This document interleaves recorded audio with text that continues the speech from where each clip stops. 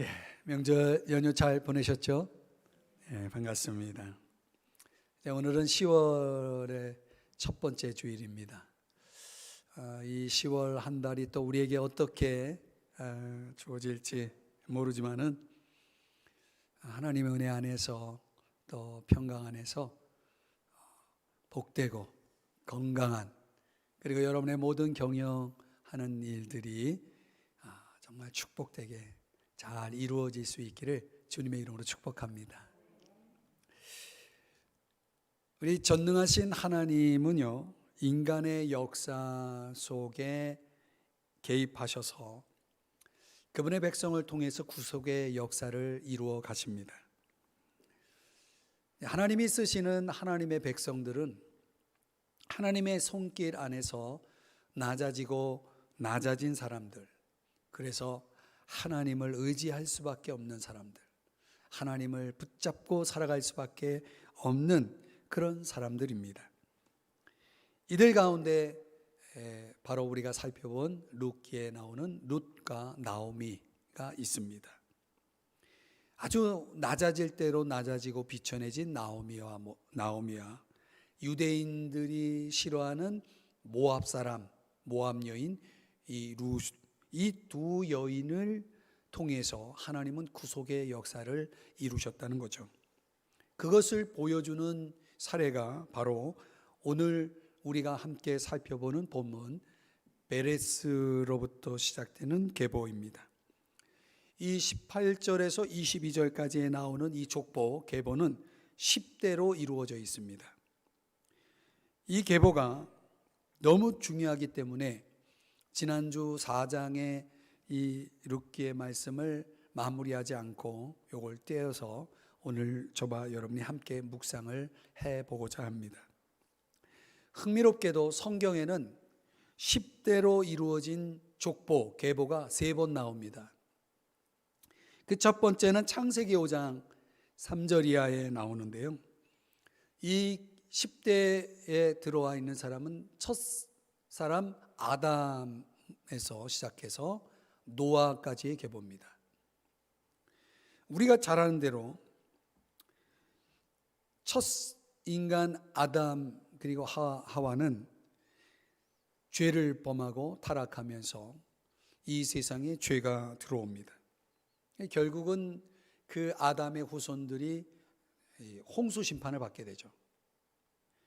거기서 끝날 것 같았는데, 인류의 역사가 끝날 것 같았는데 하나님께서는 새로운 인류의 역사를 시작하기 위해서 누구를 남겨놓습니까?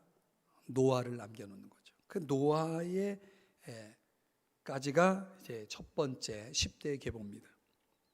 두 번째는 창세기 11장에 나오는데요, 노아의 아들인 셈으로부터 아브라함까지 들어와 있는 계보입니다. 노아의 후손들이 여러분 잘 아시다시피 바벨탑을 쌓게 되죠. 하나님이 그냥 두지 않으시고 심판을 하셔서 온 세상에 흩으십니다. 그렇게 해서 또 인류의 역사가 끝날 것 같았는데 거기서 끝나지 않고 그 소망 없는 인류에게 새로운 소망을 주시기 위해서 하나님이 들어 쓰신 인물이 바로 아브라함입니다. 그리고 이제 오늘 본문에 나오는 세 번째 10대 계보가 베레스에서 다윗까지의 계보 족보입니다. 이 베레스에서 다윗까지의 시대를 한마디로 말하면 왕이 없는 시대, 아주 무질서하고 혼란스러웠던 시대죠. 우리가 그 시대를 사사시대라고 말합니다. 그 사사시대를 보면서 우리는 이스라엘의 역사는 여기서 끝났다라고 볼 수 있었는데, 하나님은 이스라엘 백성에게 새로운 시대의 상징으로 한 사람을 이제 들어 사용하게 되는데 그가 바로 다윗입니다. 이처럼 10대로 이루어진 족보, 계보가 3번 나오는데 그 3번의 계보의 핵심을 한마디로 요약하면 하나님의 은혜와 인간의 타락입니다. 한번 따라 하실까요? 하나님의 은혜, 인간의 타락. 자, 이게 핵심인데 우리가 이제 일부 예배 때는 제가 이걸 좀 창세기 1장에서 11장까지의 내용을 가지고 쭉 설명을 드렸어요. 근데 이제 설명을 하다 보면은 잘 따라오지 못하면 좀 어려워요. 그래서 제가 요약을 해드리면은 이 창세기 1장에서 11장까지의 내용으로 간략하게 설명을 드리자면은 인간은 계속해서 타락하고 망가지고 하나님은 그 타락하고 망가진 인간을 포기하지 않으시고 다시 은혜를 베풀어 주시는 이야기의 반복입니다. 은혜, 타락, 은혜, 타락, 이것이 계속 반복되어지는 거예요. 그렇게 했을 때 창세기 12장부터는 그 망가진 인류를 구속하기 위해서, 구원해내기 위해서 하나님께서 들어 쓰시는 한 사람의 이야기를 이루어 나가기 위해서 아브라함의 이야기로부터 시작합니다. 성경이 이제 아브라함이라는 한 사람에 주목하고 그 아브라함의 후손의 이야기를 계속 이어가죠. 그렇게 하는 이유는 인류의 구속을 완성하기 위해서 이 땅에 오신 예수 그리스도까지 연결시키기 위해서. 구약의 이야기는 결국 예수 그리스도를 등장시키기 위한 작업이다라는 것이죠. 예수 그리스도가 누굽니까? 예수 그리스도는 메시아죠. 메시아로서 특별히 왕적 역할을 감당하면서 하나님의 나라를 영원히 통치할 왕으로서의 예수 그리스도. 그 예수 그리스도가 이제 신약에 등장하죠. 그 예수 그리스도의 등장을 위해서 하나님께서 예수 그리스도를 통해서 영원한 하나님의 나라를 통치할 분으로 예수 그리스도를 소개하기 위해서 이제 그 통로로 쓰신 사람이 누구냐면 쓴 사람이 바로 다윗입니다. 그래서 룻기의 마지막을 한번 보실까요? 이렇게 끝을 맺습니다. 다윗을 낳았더라. 그러니까 이 룻기라는 이 책은 이렇게 보면은 지금 하나님께서 창세기부터 시작해가지고 인류의 역사의 구속을 위해서 이루어 나가는 그 하나님의 그 이야기의 전개가 결국 어디 쪽을 향해 가고 있냐? 다윗 쪽을 향해 가고 있는데 그 다윗을 등장시키기 위해서 반드시 있어야 될 책이 룻기입니다. 이 룻기는 다윗이라는 사람의 중요성 때문에 룻기가 더 중요해졌다는 거죠. 그럼 왜 성경은 다윗을 이처럼 주목하는가? 그것은 하나님이 다윗에게 하신 약속 때문에 그렇습니다. 어떤 약속을 주셨느냐? 사무엘하 7장에 보면은 이런 약속을 주십니다. 내 집과 내 나라가 내 앞에서 영원히 보존될 것이다. 그러니까 너의 나라가 영원할 것이다 라고 하는 약속을 다윗에게 주십니다. 그런데 역사적으로 보면 다윗 이후에 솔로몬, 그리고 솔로몬 이후에 그 르호보암이라는 아들 때문에 나라가 둘로 갈라져요. 그리고 이 두 나라가 남왕국 유다와 북왕국 이스라엘이라는 이 두 나라가 이방에 의해서 아수르라고 하는 바벨론이라는 나라에 의해서 결국 멸망하게 되죠. 내 나라가 영원할 것이라고는 하나님의 약속과는 맞지가 않죠. 그럼 내 나라가 영원할 것이라는 이 다윗에게 주신 약속은 도대체 그 나라는 어떤 나라냐? 다윗의 이스라엘 나라가 아니라 사실 하나님 나라를 의미하는 것이다. 하나님 나라가 영원할 것이라고 하는 누구를 통해서? 다윗의 자손인 메시아 예수 그리스도를 통해서 영원한 하나님 나라가 주어질 것을 약속하신 것이라는 거죠. 그래서 하나님께서 다윗에게 내 나라가 영원하리라고 하신 약속은 바로 다윗의 28대 손, 누군지 아십니까? 다윗의 28대 손, 그가 바로 예수 그리스도죠. 예수 그리스도를 통해서 이루어질 약속이라는 것을 잘 알 수가 있습니다. 그러니까 예수 그리스도의 탄생과 연결해서 족보를 연결해 보면 다윗의 28대 손이잖아요. 이게 다윗이 반드시 있어야 되는 겁니다.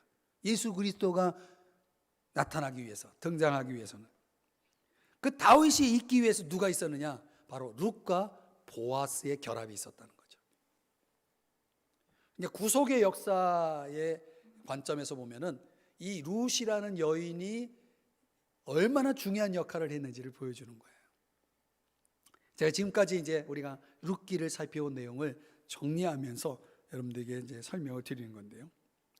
룻이라는 여인이 없었다면 다윗은 없는 겁니다. 그래서 룻기는 보아스의 족보로 끝을 맺으면서 동시에 다윗이라는 사람의 탄생으로 대미를 장식하는 거죠. 그러니까 베레스에서 다윗까지의 이 10대의 족보를 언급하고 있지만 결국은 다윗을 소개하려는 데 의의가 있다라고 볼 수가 있는 겁니다. 자, 지금까지 이 10대의 계보에 대한 서론적인 좀 설명을 드렸는데, 그럼 도대체 이 베레스에서 다윗까지의 이 계보가 오늘 이 시대를 사는 저와 여러분에게, 오늘 믿는 우리들에게는 어떤 메시지, 어떤 교훈이 있느냐 하는 거죠. 세 가지만 우리가 살펴볼 수 있습니다. 첫째로는 생명의 원리입니다. 생명의 원리. 우리가 이제 오늘 4장을 보고 있는데 이 4장 13절서부터 마지막 22절까지 내용을 보면요, 반복되는 단어가 나옵니다. 여러분 한번 보시면 낳고, 누구를 낳고, 누구를 낳고, 계속 낳고라는 단어가 나오죠. 이 얄라드라고 하는 단어인데요, 이건 결국 생명을 의미하는 아주 중요한 표현입니다. 누구를 낳았다라고 하는 것은 생명이 태어났다는 거죠. 창세기 1장 28절을 보면 하나님께서 인간을 창조하시고 복을 주시면서 제일 먼저 하신 명령이 뭐냐면 생육하고 번성하라는 거예요. 이게 바로 낳고, 얄라드라고 하는 생명의 언어입니다. 룻기는 이 원리를 아주 신실하게 보여주고 있는 거죠. 낳기 위해서, 생명을 위해서 룻이 사용되고 있고 보아스가 사용되고 있는 겁니다. 그래서 이 낳고라는 단어를 제가 4장에서 한번 읽어봤더니 무려 13번이나 나옵니다. 굉장히 많이 나오는 단어, 이 단어가. 하나님은 어떤 분이십니까? 생명을 주시는 하나님이시죠. 생명의 하나님, 구원의 하나님이시죠. 그러니까 하나님은 아브라함과 다윗의 자손 예수 그리스도의 계보를 통해서 인류의 구원을 성취하기를 계획하셨고, 그 계획을 이루시기 위해서는 하나님은 생명이라는 역사를 계속 주관하고 있는 겁니다. 낳아야 되고 또 낳아야 되고 또 낳아야 되는 겁니다. 그게 이어져야 결국은 하나님의 인류의 구속의 역사가 이루어질 수 있었다는 거죠. 그런데 대조적으로 보면 창세기 36장 31절 이하 39절에 가보면 하나님을 경외하지 않는, 하나님이 없는, 하나님을 떠나 있는 에돔의 후예들, 이 에돔 왕의 계보가 나오는데, 여기 족보가 나오는데, 이 족보에는 어떤 단어가 반복되냐면 죽고, 무트라는 단어입니다. 벨라가 죽고, 요밥이 죽고, 또 누가 죽고가 7번 나옵니다. 잃어보건대 하나님이 없는 인생은 어떻게 돼요? 죽고 죽는 거예요. 하나님이 함께하는 인생은 낳고 생명이 있는 거예요. 사랑하는 여러분, 하나님 안에 여러분에게 생명이 있음을 믿습니까? 우리에게 생명이 있는 거예요. 이 생명의 의미를 가장 잘 보여주고 있는 신약 성경이 있습니다. 요한일서 5장 11절 이하인데요, 여러분 이 말씀은 제가 천천히 읽어드릴 테니까 이 말씀은 꼭 여러분의 마음에 새기세요. 이 생명의 의미를 가장 잘 보여주는 겁니다. 요한일서 5장 11절, 또 증거는 이것이니 하나님이 우리에게 영생을 주신 것과 이 생명이 그의 아들 안에 있는 그것이니라. 12절, 아들이 있는 자에게는 생명이 있고, 아들이 있는 자에게는 생명이 있고, 하나님의 아들이 없는 자에게는 생명이 없느니라.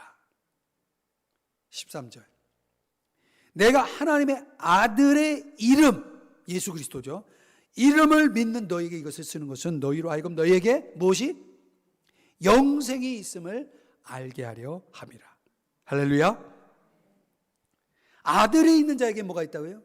생명이 있고, 우리가 예수 그리스도의 이름을 믿고 하나님의 아들의 이름을 믿고 그분을 우리 안에 모실 때, 아들을 가질 때, 아들을 모실 때, 아들을 영접할 때, 아들을 믿을 때 우리에게는 뭐가 있어요? 생명이 있고. 할렐루야. 하나님의 아들 예수 그리스도 안에만 생명이 있다는 걸 아셔야 됩니다. 아들이 없으면 생명도 없는 겁니다. 사는 게 아닙니다. 이 생명의 주님을 믿음으로 영접한 줄 믿습니다. 그러면 하늘의 생명책에 기록이 되는 겁니다. 생명책에 기록이 되는 겁니다. 죽음의 책에 기록된 사람들 많습니다. 그 생명의 책에 기록이 되는 겁니다. 그리고 영생, 하나님의 영원한 생명을 누리고 사게 되어지는 것이죠. 할렐루야. 이 베레스에서 다윗까지의 계보가 저와 여러분에게 던져주는 첫 번째 교훈은 생명이 주님 안에 있다. 할렐루야. 그 생명을 내가 가지고 있다는 것을 보여주고 있는 겁니다. 낳고, 그 다음에 두 번째로 계보의 교훈은 선택의 원리입니다. 한번 따라 하십시다. 선택. 이 성공학자 지그지글러가 이런 말을 했습니다. 인생의 고도를 결정하는 것은 재능이 아니라 삶의 태도이다. 삶의 태도이다. 그러니까 그 사람의 가치를 평가하고 그 가치를 따질 때, 가치를 매길 때 뭘 보고 그 사람의 가치를 매기느냐? 그 사람이 얼마나 재능이 많냐가 아니라 그 사람이 어떤 삶의 태도를 가지고 있느냐, 이걸 본다는 거예요. 이 몸짓이 큰 사람을 우리는 거인이라고 말하죠. 마음이 큰 사람을 우리가 뭐라고 그러죠? 요즘 속된 표현으로 물건이라고 그러더라고요. 물건. 저 사람 물건이야, 뭐 그렇게 얘기하는데 저는 그건 맞지 않는다고 봐요. 우리가 보통 마음이 큰 사람을 이렇게 해서 우리가 이렇게 표현할 수 있습니다. 거물이야. 그래서 사람들은요, 나름 사람을 평가할 때 중요하게 여기는 기준이 있죠. 평가 기준이 있죠. 하나님은 어떨까요? 하나님은 도대체 어떤 기준으로 사람들을 평가할까요? 재능? 얼마나 잘생겼냐? 얼마나 가진 게 많냐? 얼마나 똑똑하냐? 그럴까요? 하나님 마음에 합한 사람은 누굽니까? 하나님은 도대체 어떤 기준을 가지고 사람을 선택합니까? 하나님은요, 확실한 건 이거예요. 사람을 외모로 취하지 않는다는 거예요. 이 본문에 나오는 계보의 시작을 보면은 이름이 베레스라는 이름으로 시작하죠. 그죠? 베레스. 여러분, 베레스가 누군지 아십니까? 이 인물들을 깊이 들여다보면은 베레스는 시아버지와 며느리 사이에서 태어난 아들이에요. 있을 수 없는 얘기예요. 시아버지와 며느리 사이에서 태어난 아들로서 레위기 18장 15절에 보면 내 며느리의 하체를 범하지 말라고 말씀하고 있거든요. 그러니까 이런 관계는 하나님 보시기에 아주 가증한 거예요. 있을 수 없는 거예요. 그런 관계에서 태어난 거예요. 베레스라는 사람이. 또 보아스는 어떤 사람입니까? 보아스를 여러분 보시면 보아스는요, 유다 사람 살몬과 그리고 가나안 여자인 기생 라합 사이에서 태어난 아들이에요. 보아스.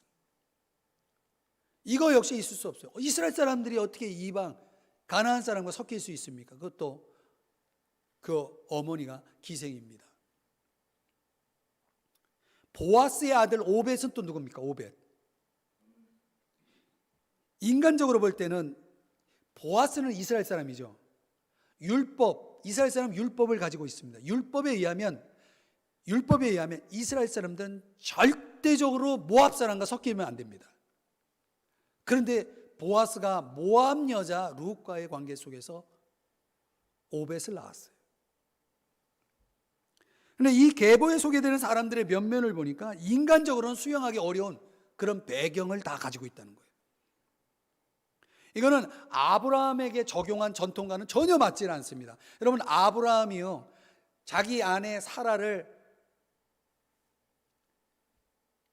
이방 남자에게 주려고 했단 말이에요. 하나님 막으셨어요. 창세기 12장 17절에 보면요, 아브라함의 아내 사레의 일로 바로와 그 집에 큰 재앙을 내렸다고 그랬어요. 그거 막으신 거예요.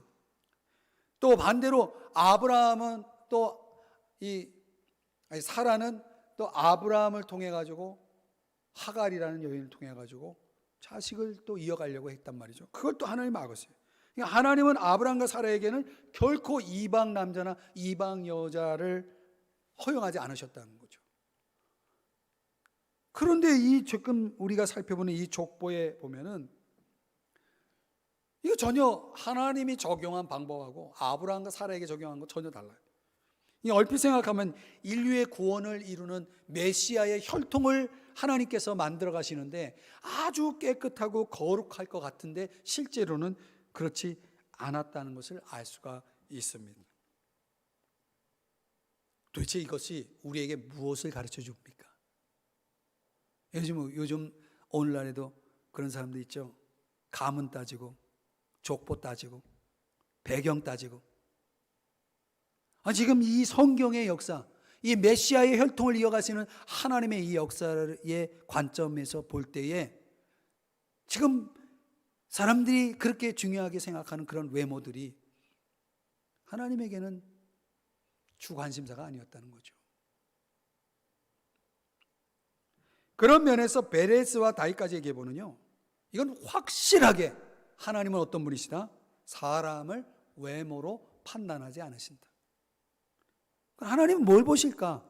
중심을 보신다는 원리를 가르쳐주고 있다는 거죠. 하나님 뭘 보세요? 중심을 보신다. 그러니까 하나님은 인류의 구원을 위해서 이스라엘 사람들만 사용하는 게 아니라 이방 사람들도 사용하신다는 거죠. 남자만 사용하는 것이 아니라 여자도 사용하신다는 거죠. 그러니까 하나님은 누구라도 사용하실 수 있다는 것을 보여주는 거예요. 다만 주님 보시는 기준이 있다면 그것은 그 사람에게 순종의 마음이 있느냐, 순종의 마음이 있느냐. 할렐루야. 사무엘상 15장 22절에 보면요, 현대어 성경으로 보면 여호와께서 무엇을 더 좋게 보실지 스스로 판단해 보십시오. 알아야 된다는 거죠. 또 중간에 보면 당신이 여호와의 말씀을 듣고 순종하면 그보다 더 좋은 재물이 없을 것이요. 하나님 뭘 더 좋아하느냐, 하나님 뭘 더 좋게 여기시느냐, 여기에 대해서 말씀하고 있는데 이걸 분명하게 보여준 게 사무엘상 16장 말씀 7절 말씀인데요. 한번 보죠.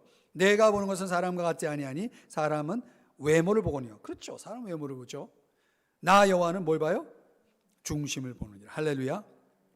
결국은요, 하나님은 하나님의 뜻대로 순종하고 희생하고 사랑하는 사람을 사용하신다는 것을 알 수가 있습니다. 본문의 계보에는요, 대를 잇기 원했던 나오미의 남편 엘리멜렉이라는 사람이 있죠. 그 엘리멜렉이라는 사람이 이 10대의 계보 속에 들어와 있습니까? 없어요. 대신 누구의 이름이 등장합니까? 보아스라는 사람의 이름이 등장해요. 그럼 왜 하나님은 인간적으로 볼 때 엘리멜렉이 보아스보다 훨씬 나아요? 훨씬 나아요. 집안적으로 훨씬 나아요. 뭐든지 더 나아요. 그런데 이 엘리멜렉을 제치고 보아스를 이 메시아의 혈통 계보 속에 집어넣은 이유가 뭡니까? 차이는 이거밖에 없어요.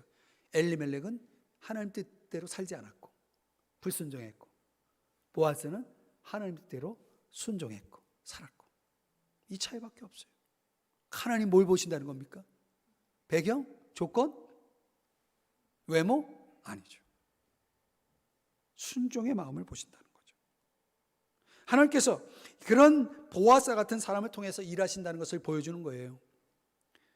이런 선택을 하시는 이유가 뭐냐? 요한복음 15장 16절에 보면 이렇게 말씀합니다. 너희가 나를 택한 것이 아니요 내가 너희를 택하여 세웠나니 이는 너희로 가서 열매를 맺게 하고, 열매를 맺게 하기 위해서. 또 고린도전서 1장 27절 이하에 보면은 하나님께서는 이 세상에서 어리석고 아무 쓸모없어 보이는 여러분을 일부러 선택하셔서 이 세상에서 현명하고 훌륭한 자라고 자처하는 사람들을 어떻게 해요? 부끄럽게 하셨습니다. 29절에 가보니까 그러므로 어떤 사람이든 하나님 앞에서는 뭐가 없다? 자랑할 것이 없다. 자랑할 것이 없다. 왜 하나님은 이런 말도 안 되는, 인간적으로 말도 안 되는 이런 조건을 가지고 하나님께서는 그런 선택을 하시느냐? 아무라도 자랑하지 못하게. 그래서 자랑한다면 31절, 누구든지 자랑하려거든 누굴 자랑해요? 주님만을 자랑하라고. 주님만을 자랑하라고. 하나님 그런 모습을 보여줬다는 거예요. 그러니까 이 말씀을 요약하면 하나님의 선택의 목적은 뭐예요? 우리로 하여금 열매를 맺으라고. 또 주님만을 자랑하며 살라고 그런 선택을 하셨다는 거죠. 사랑하는 여러분, 오늘 우리가 이 보아스 계보, 이 베레스에서 다윗까지의 이 10대 계보를 통해서 깨달아야 될 것은 그거죠. 나를 자녀 삼아 주신 그 은혜와 자비를 아시나요? 아시나요? 그렇다면 우리는 그 주님을 자랑하며 살아야 될 줄 믿습니다. 주님을 자랑하며 살아야 됩니다. 주님만을 자랑하며 살아야 됩니다.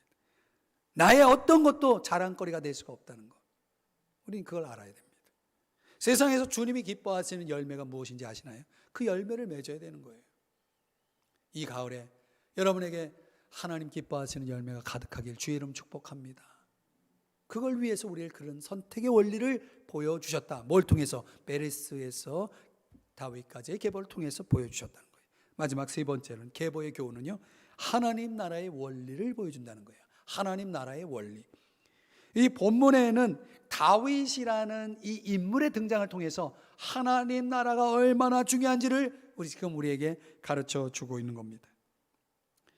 물론 하나님의 이 궁극적인 관심은 하나님 나라라고 하는 곳에 있는데, 우리 개인의 안녕에도 물론 하나님은 깊은 관심을 가지고 있습니다. 우리가 이 땅에서 행복하게 건강하게 잘 사는 것에 대해서 하나님은 관심을 갖고 있죠. 그러나 깊이 들어가 보면 하나님의 궁극적인 관심은 거기 아니라, 개인의 안녕이 아니라 하나님 나라예요. 그 개인들을 통해서 하나님 나라를 이루시기를 원하시는 거죠.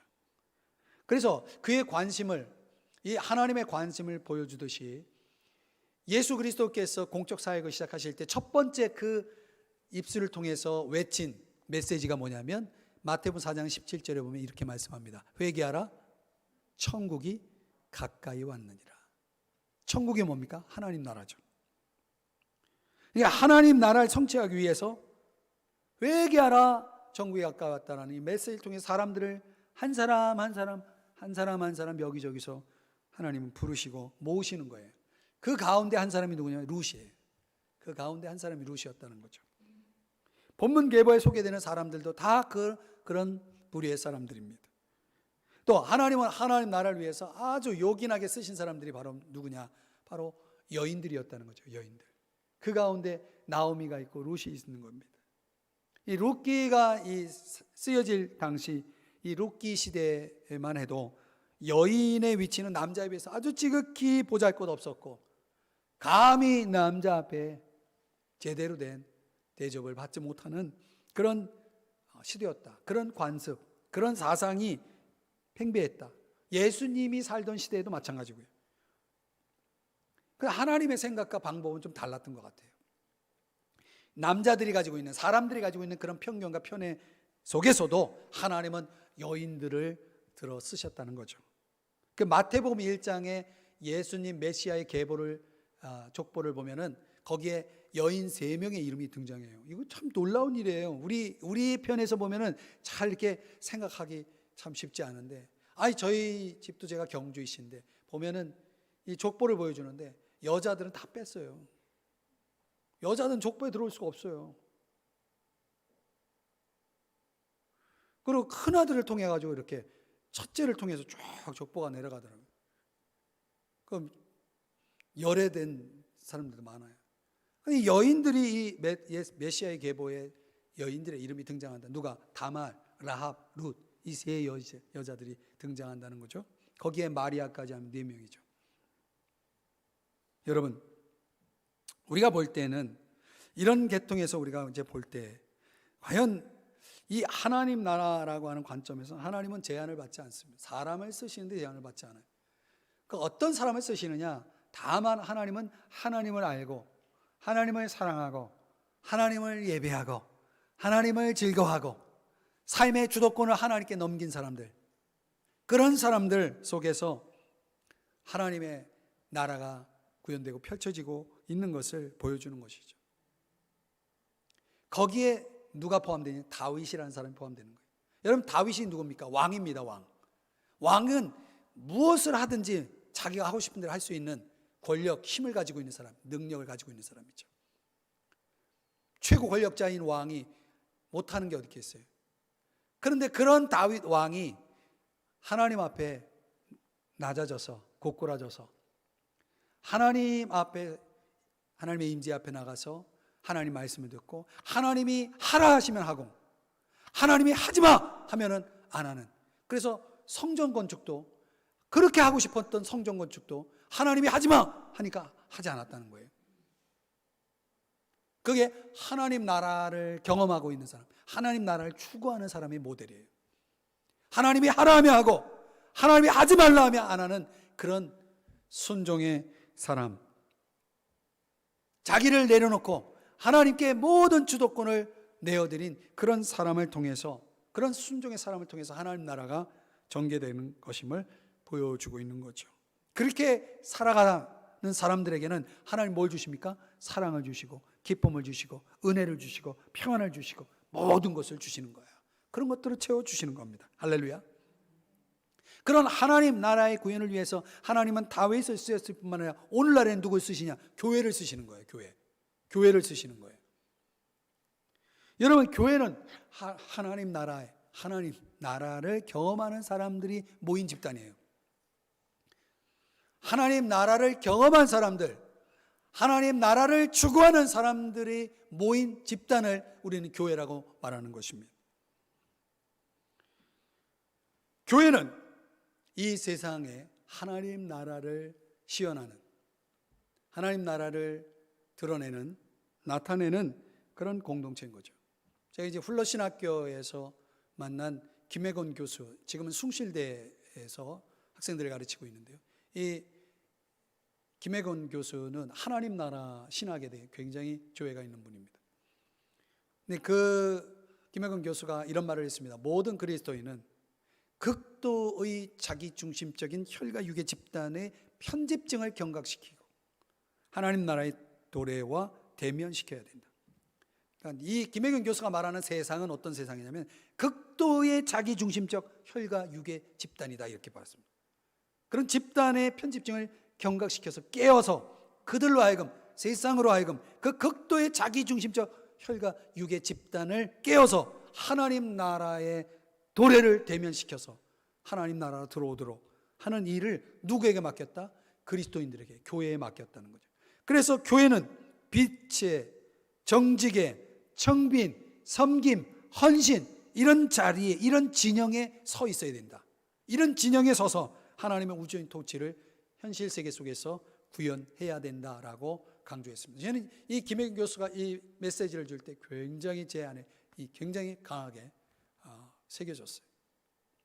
너무 놀라운 메시지입니다. 사랑하는 여러분, 오늘날 교회가 과연 이렇습니까? 세상 사람들이 하나님 나라가 뭐냐, 하나님 나라가 어디 있냐라고 할 때 바로 교회다, 바로 교회 안에 있다라고 말할 수 있습니까? 지금의 교회의 모습은 얼마나 초라합니까? 근데 문제는 김혜경 교수가 지적하는 대로 우리 교회가 또 그리스도인이 아무리 하나님 나라를 위해서 최선을 다해서 신앙 실천을 하고 섬기고 사랑하고 그런 걸 극대화한다 하더라도 세상 사람들이 우리를 보고 회개하고 세상 사람들이 우리를 보고 하나님 나라로 변화되지 않는다는 거예요. 왜냐하면 하나님 나라는 하나님의 선물이기 때문에. 그리고 장차 종말에 예수 그리스도가 재림하셔서 이루어질, 완성될 하나님의 나라를 아직 우리는 기다리고 있기 때문에. 결국 우리는 우리가 해야 할 가장 겸손하고도 적극적인 실천은 그겁니다. 하나님 나라와 의를 추구하는 신앙을 계속 견지해 나가는 것입니다. 여러분 속에 하나님 나라가 있어야 되고 하나님 나라가 계속 여러분의 인생 속에 펼쳐져 나가야 된다는 거죠. 그리고 우리는 우리 믿는 자들을 위해서 예비하신 종말에 완성될 하나님의 나라를 계속 대망하면서 그분의 재림을 기다리고 있어야 된다는 것입니다. 근데 왜 예수님은 자꾸 재림을 더디하실까? 왜 예수님의 재림은 지연되고 있을까요? 그것은 우리에게 두 가지의 기회를 주시는 거예요. 하나는 회개할 기회. 회개하라! 천국이 가까이 왔느니라. 회개할 기회를 주시는 거고, 두 번째는 하나님 나라를 위해서 기여할 수 있는 기회. 하나님 나라를 위해서 기여할 수 있는 기회를 우리에게 주시고 있다는 것이죠. 그래서 하나님은 오래 참고 계시는 거죠. 사랑하는 여러분, 하나님 나라를 위해서 우리는 어떤 기여를 하고 있습니까? 회개를 통한 끊임없는 자기갱신을 하고 계시나요? 하나님 나라 구현을 위해서 복음을 전하고 계시나요? 인생은 한 번 주어지죠. 우리가 하나님 나라를 위해서 기여할 수 있는 기회도 한 번밖에 없는 것입니다. 주님의 외침을 기억하셔야 됩니다. 회개하라, 회개하라, 천국이 가까이 왔느니라. 여러분 아시나요? 주의 재림이 가까이 옴을. 지금은 말세입니다. 종말의 때죠. 주님의 재림이, 주님의 심판이 가까이 오고 있다는 것을 깨어나십시오. 깨어 있어야 됩니다. 깨어 있어야 됩니다. 깨어 있어야 됩니다. 말씀을 정리해 봅니다. 저는 이 9월 한 달 동안 오늘까지 5번째 이 폐허의 인생 운동위에서 기적적으로 벗어나 절망적인, 그러면서도 아주 깊은 어둠의 터널 속에 있었던 한 여인이 하나님의 언약의 말씀의 빛을 바라보면서 달려온 그 인생 스토리가 바로 룻기라는 것. 그 룻기 속에 그려진 룻의 인생의 그 스토리의 그림에는 하나님의 그 주권적인 섭리와 사랑이라는 아주 짙은 바탕색이 아주 선명하게 칠해져 있다는 거죠. 그러니까 룻을 보면 볼수록 그 인생 스토리의 배경 속에 있었던 하나님의 절대적인 주권과 그 섭리와 사랑이 깊이 배어 있어요. 저는 한편으로 보면 우리 사랑하는 성도님들의 인생을 생각하고 또 기도하면서 또 섬기면서 그런 모습을 봅니다. 룻의 인생 스토리에만 있는 것이 아니라 여러분의 인생 스토리에도 하나님의 그 주권적인 섭리와 사랑이 짙은 바탕색으로 칠해져 있다는 것. 저는 그런 모습을 보면서 이 베레스에서 다윗까지의 10대에 걸친 족보를 묵상하면서 똑같은 모습을 보는 거예요. 이들의 인생 속에 어떻게 이들이 이 계보 속에 들어올 수 있었는가? 참 놀랍다. 그래서 이 족보, 10대에 걸친 이 족보가 저와 여러분에게 던지는 메시지는 더 강력하게 우리에게 전해지고 있다는 거죠. 생명이 어디 있느냐? 오직 주님 안에만 있는 거예요. 다른 곳에 없어요. 천하 인간의 구원을 받을 만한 다른 이름을 우리에게 주시지 않았어요. 예수 그리스도 안에만 참된 생명이 있는 것입니다. 그러니 저와 여러분은 그 생명을 갖고 있죠. 아멘. 그 생명을 여러분 우리 간직하고 있는 것입니다. 선택의 원리. 어떻게 하나님은 베레스 같은 사람, 어떻게 하나님은 살몬과 같은 사람, 어떻게 하나님 보아스 같은 사람을 선택할 수 있냐는 거예요. 이거는 인간적으로 볼 때는 불가능한 건데 그런 선택을 하신 목적이 뭐냐는 거죠. 하나님 주님만을 자랑하며 살라는 거예요. 우리의 선택은 어떻습니까? 동일한 적용이죠. 우리 인간들이 이렇게 중요시하는 외모는 하나님의 관심 받기입니다. 그냥 오늘 우리가 주님을 자랑하고 주님 기뻐하시는 그런 열매를 맺고 살아가는 것이 하나님 관심이에요. 그래서 우리가 순종해야 된다는 거예요. 하라 하면 하고 하지 말라 하면 하지 않는 그런 순종의 삶을 하나님 우리에게 요구하신 것은 그 선택의 원리 때문에 그래요. 아멘. 그래서 우리는 하나님 나라를 이제 바라보며 사는 겁니다. 하나님 나라를 구현하며 하나님 나라를 경험하며, 그래서 늘 회개 속에서 자기를 갱신시키고 내 안에 있는 죄를 찾아내서 그걸 회개하고 겸비하고, 또 하나님의 나라는 이런 것이라 하면서 사람들 앞에 하나님 나라를 구현하는 인생을 펼쳐 보여주시는, 그리고 증거하는 그런 인생을 살라는 것, 그게 바로 오늘 이 베레스에서 다윗까지의 계보가 저와 여러분에게 던져주는 강력한 메시지라는 거죠. 사랑하는 여러분, 감사하게도 저와 여러분이 이 베레스에서 다윗까지의 계보의 연장으로 예수 그리스도가 계시고, 그 예수 그리스도의 계보에서 연장으로 저와 여러분도 그 계보 속에 들어와 있다는 거 아시나요? 얼마나 감사한 일입니까? 저는 이 말씀을 묵상하면서 준비하면서 너무 감사했어요. 너무 감사했어요. 지금도 주님은 자격 있는 자를 논하지 않고 조건 따지지 않고 저와 여러분 같은 사람들을 통해서 세상 사람들을 부끄럽게 하고 하나님의 위대한 역사를 이루어 나가고 있다는 사실을 기억하시기 바랍니다. 다만 생명의 원리, 선택의 원리, 하나님 나라의 원리 안에 있는 사람들을 통해서만 그 일을 이루어 나가신다는 것을 오늘 우리가 꼭 기억해야 할 것입니다. 오늘 이제 10월을 시작하는 첫 주일, 우리가 하나님 앞에 오늘 이 말씀을 이제 가지고 여러분들이 생활하면서 자부심을 느끼시고 예수 그리스도 안에서 감사, 생명을 감사, 예수 그리스도 자랑하고 하나님 나라를 깊이 경험해 나가시는 여러분 모두가 되시기를 주의 이름으로 축복합니다. 아멘.